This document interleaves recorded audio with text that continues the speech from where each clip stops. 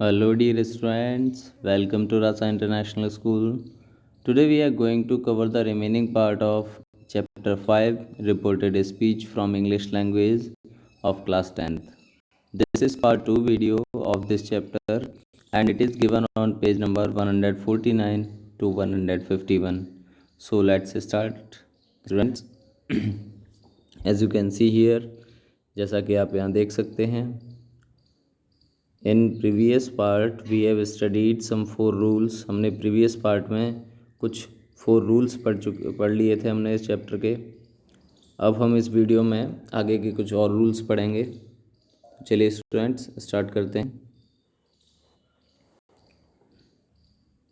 Here you can see the indirect version of a direct sentence. किसी direct sentence का ये indirect version है जो हमने पिछले चैप्टर में पढ़ा था, जो मैंने वो आपको वहीं लास्ट में क्लियर करा दिया था। जैसे she said that her book was there, तो can you guess what was the direct version of this sentence? क्या आप बता सकते हैं इस सेंटेंस का डायरेक्ट वर्जन क्या था? चलिए अंदाज़ा लगाते हैं, देखिए क्या होगा। शी सेड ये चीज़ नहीं होता, दैट की जगह कॉमा, इन्वर्टेड कॉमा, हर की जगह क्या हो जाएगा?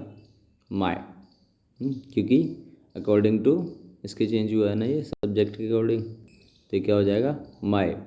माय बुक इज़ हियर, है ना, माय बुक इज़ हियर। तो स्टूडेंट्स अगर ये जो हियर है वो अगर एडजेक्टिव ऑफ प्लेस की तरह दिया हुआ है तो ये चेंज नहीं होगा। यही रूल था, उसके रूल के अकॉर्डिंग ये एग्जांपल्स थे। चलिए एक और एग्जांपल है, this is a house I like, he said, तो he said that was the house he liked. Okay students, चलिए आगे देखते हैं। Rule number 5, the nouns and pronouns in vocative case are turned into object in the indirect speech. सारे के सारे noun और pronoun vocative case में indirect speech में ऑब्जेक्ट्स में चेंज हो जाते हैं। फॉर एग्जाम्पल देख लेते हैं कैसे। द टीचर सेड, टीचर ने कहा, Arun you should try hard, आपको कठिन मेहनत परिश्रम करना चाहिए, है ना, ट्राई हार्ड, और भी कठिन काम करने की कोशिश करनी चाहिए। The teacher told Arun, the teacher told Arun that he should try hard. तो यहाँ पर जो यू आपको दिया हुआ है ना, यहाँ पर जो यू आपको दिया हुआ है तो क्या हो जाता है स्टूडेंट, यहाँ पर यू क्या हो गया? ही। तो प्रोनाउन तो चेंज हो ही गया, है ना। यहाँ पर नाउन है, वो नाउन आप देखेंगे ऑब्जेक्ट में चेंज हो जाएगा। द टीचर्स टोल्ड अरुण हो गया ना, द टीचर टोल्ड अरुण। तो यहाँ पर सैड टू न होते हुए भी टोल्ड हो गया। अगर ये टोल्ड आप लगाते हैं तो वहाँ पर जो अरुण है वो आपको इस रिपोर्टिंग वर्ब के ऑब्जेक्ट के रूप में यूज़ करना होगा। ओके स्टूडेंट्स, चलिए इसमें कुछ एक्सेप्शन है, नोट देख लेते हैं। If the person addressed reports the speech, the second person is changed into the first as, जैसे कि ही सेड टू मी, उसने मुझसे कहा you are a clever boy. अब यहाँ पर यू क्या है? सेकेंड पर्सन है, तो सेकेंड पर्सन किसके अकॉर्डिंग चेंज होगा? देखिए कैसे चेंज होगा। He told me that I was a clever boy. अब यहाँ पर यू जो है, ही टोल्ड मी, अब यू सेकेंड पर्सन है, सेकेंड पर्सन रिपोर्टिंग वर्ब के ऑब्जेक्ट के अकॉर्डिंग चेंज होता है। रिपोर्टिंग वर्ब का ऑब्जेक्ट कौन है? मी, है ना। तो मी जब आप सब्जेक्ट में ले जाएंगे तो क्या हो जाएगा? आई हो जाएगा, है ना। तो क्या हो जाएगा? I was a clever boy. Okay students, I hope you got it, clear हुआ होगा। चलिए आगे समझते हैं।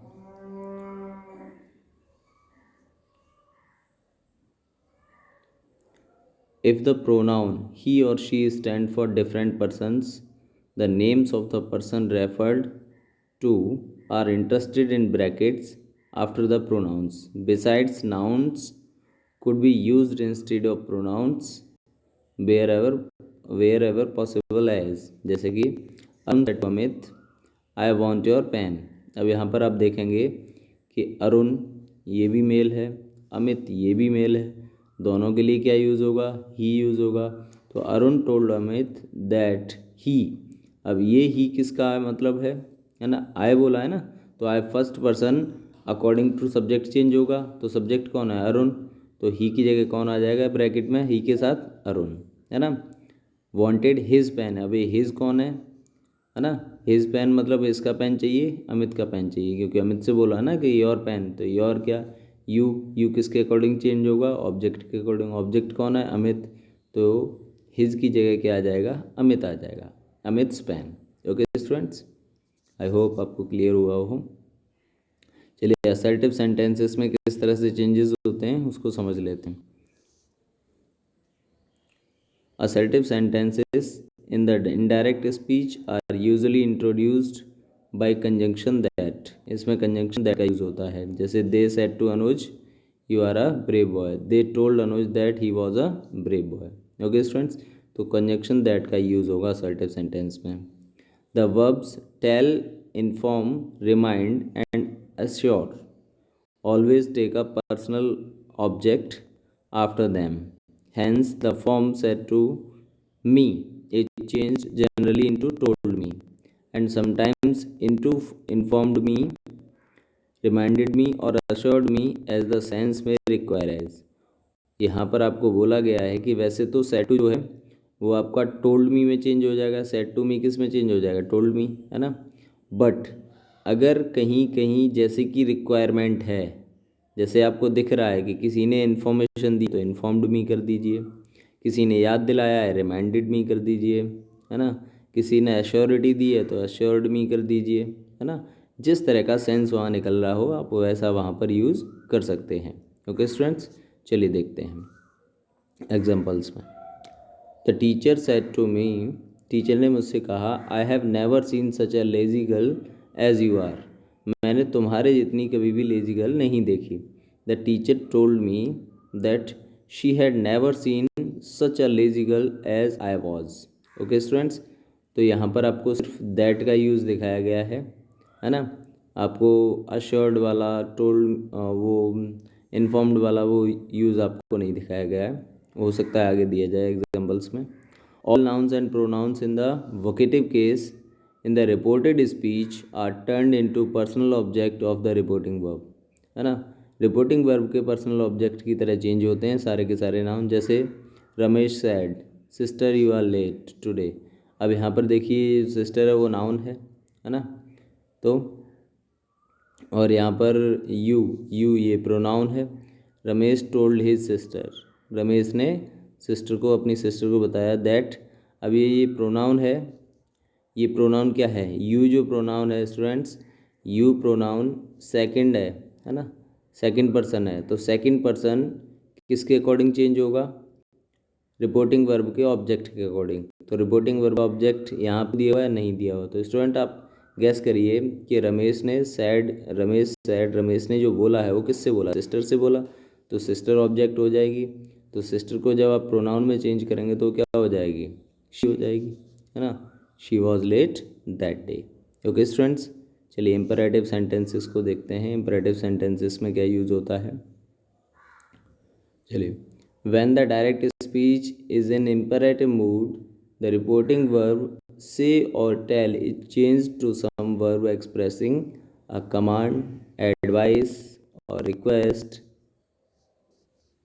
In such a case, you should select the right verb best suited to sense, such as verb given below। जैसे command दी गई हो तो आपको क्या करना है, ऑर्डर, कमांड, बिड, टेल ये यूज़ कर सकते हैं। एडवाइस दी हो तो एडवाइस, आर्ग ये यूज़ कर सकते हैं।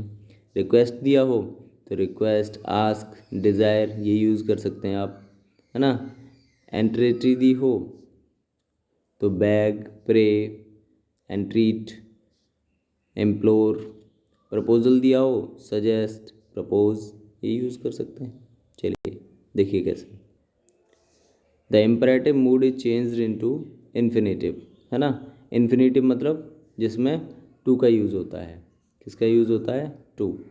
इन्फिनेटिव आपने पढ़ रखे होंगे, तो इन्फिनेटिव कितने टाइप्स के होते हैं, 3 टाइप्स के होते हैं, है ना।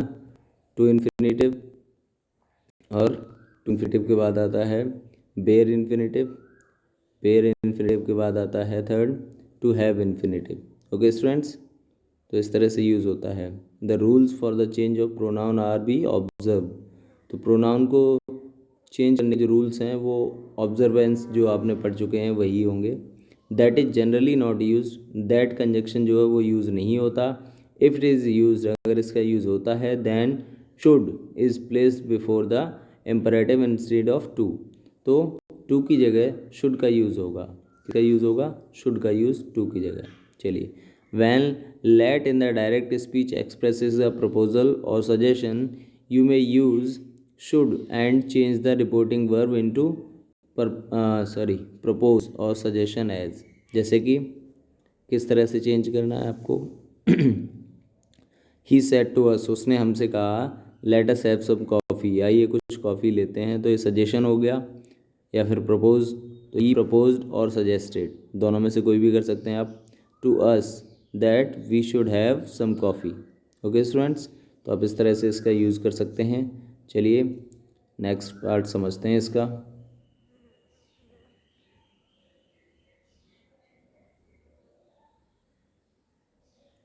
तो स्टूडेंट्स यहाँ आपको नोट दिया हुआ है, मीन्स कुछ एक्सेप्शन है उसको समझ लेते हैं। When let does not express a proposal, जब लेट में प्रपोजल नहीं दिया हो, it should be changed into might or might be allowed or into some other verb according to the sense. Sense के अकॉर्डिंग चेंज हो जाएगी। जैसे he said to his friends, उसने अपने फ्रेंड से कहा, लेट मी स्टडी प्लीज़, मुझे study करने दो। अब यहाँ पे स्टूडेंट्स देखिए, उसने क्या बोला है? रिक्वेस्ट किया है। तो यहाँ क्या हो जाएगा? He requested his friend that he might be allowed to study. Okay students, examples आपको दिए हुए हैं, आप इनको पढ़ सकते हैं। Call the accused, said the जज, जज ने कहा अक्यूज्ड को बुलाइए, है ना, जिस पर क्या है? आरोपी को बुलाइए, है ना। द जज ordered them to call the accused. Okay students, here are some examples, you can read these examples by yourself. Come to the next rule, that is exclamatory sentences. Exclamatory sentences किस तरह से change होते हैं? In reporting a wish or an exclamation in the indirect speech, किस तरह से? The reporting verb say or tell is changed into wish, bless, pray, cry, exclaim, declare, confess, cry out, etc. with such phrases as with delight or joy, with sorrow where necessary. Okay students, जो से है, से और tell किस में change हो जाएगा? से और टेल चेंज हो जाएगा wish, bless, pray, cry, exclaim, declare, confess, cry out, etcetera. और जो आपके जो इनके साथ कौन से फ्रेजेस यूज़ होंगे? इनके साथ एज विद, डिलाइट और जॉय।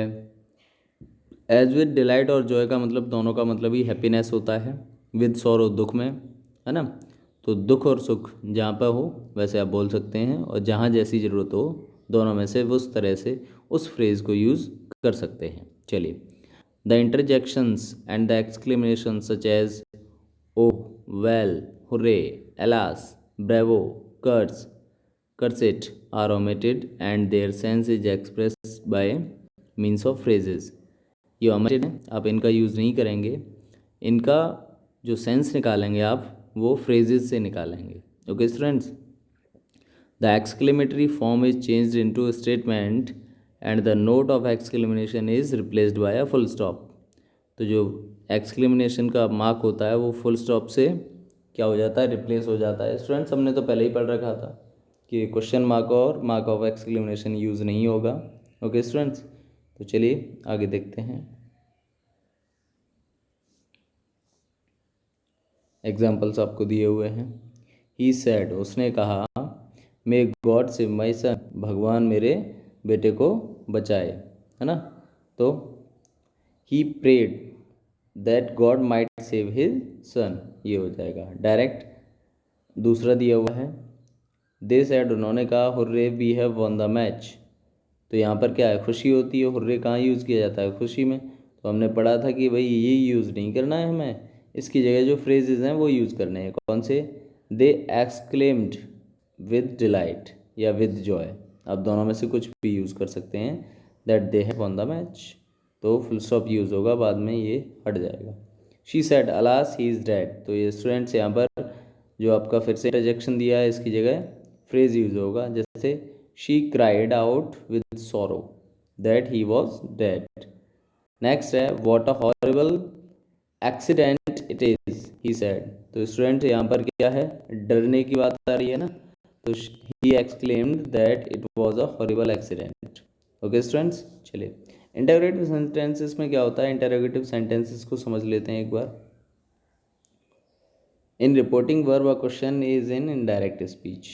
रिपोर्टिंग वर्ब में जो क्वेश्चन अगर इनडायरेक्ट स्पीच में दिया हो तो वो कैसे चेंज होगा, मतलब डायरेक्ट से इनडायरेक्ट कैसे चेंज होगा।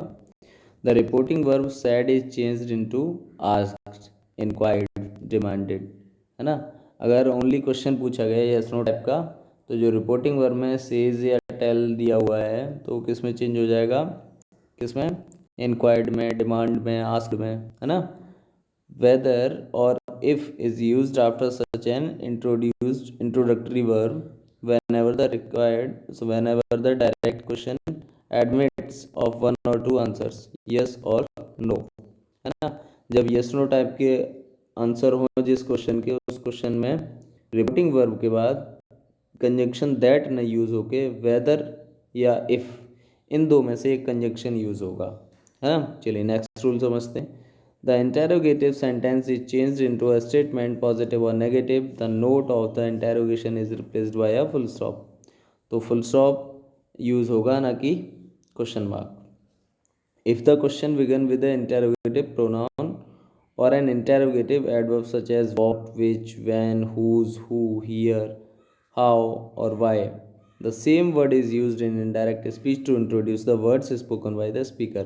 तो स्टूडेंट्स यहाँ पर अगर ये जो इंटेरोगेटिव वर्ड्स दिए गए होंगे तो अब ये यूज़ होंगे कंजक्शन इफ़ या वेदर या दैट की जगह, ना तो दैट यूज़ होगा ना इफ़ ना वेदर, तो क्या यूज़ होंगे, यही इंटेरोगेटिव वर्ड्स यूज़ होंगे।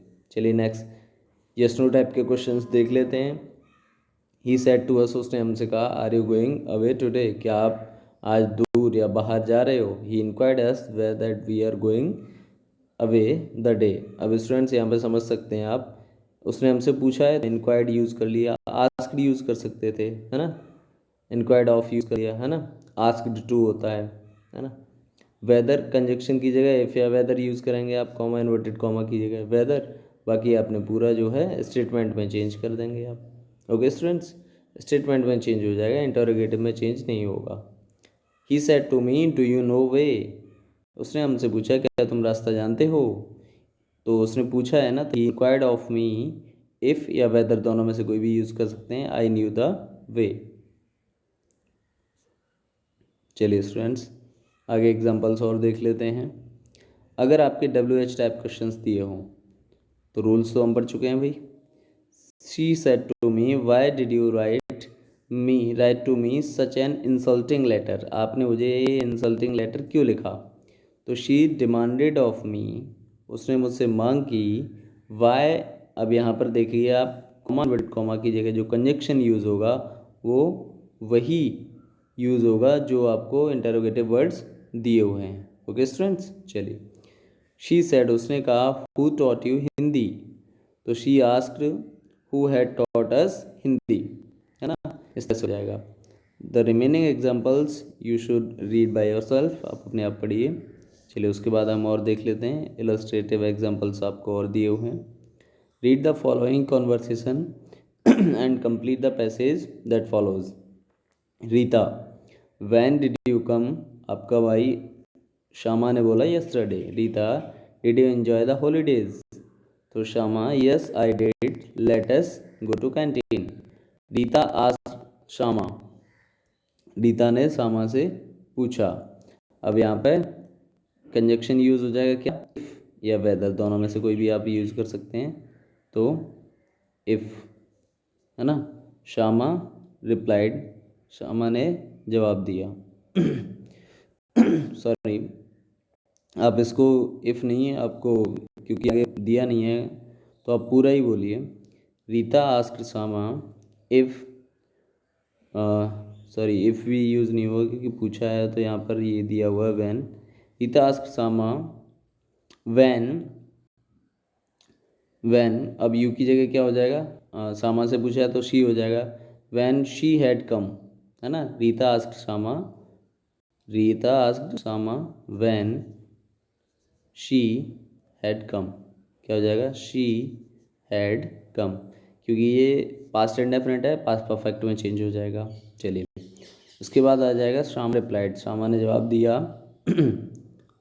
रिप्लाइड यस्टरडे, ओनली यस्टरडे हो जाएगा और कुछ नहीं, क्योंकि जवाब में कुछ और दिया नहीं है। चलिए, Rita then inquired of her, Rita ने फिर उससे पूछा, क्या पूछा, अब यहाँ पर स्टूडेंट यस नो टाइप का आंसर दिया हुआ है ना, यस नो टाइप का आंसर है, तो इफ़ या वेदर आप यूज़ कर सकते हैं। If Shama said that she did and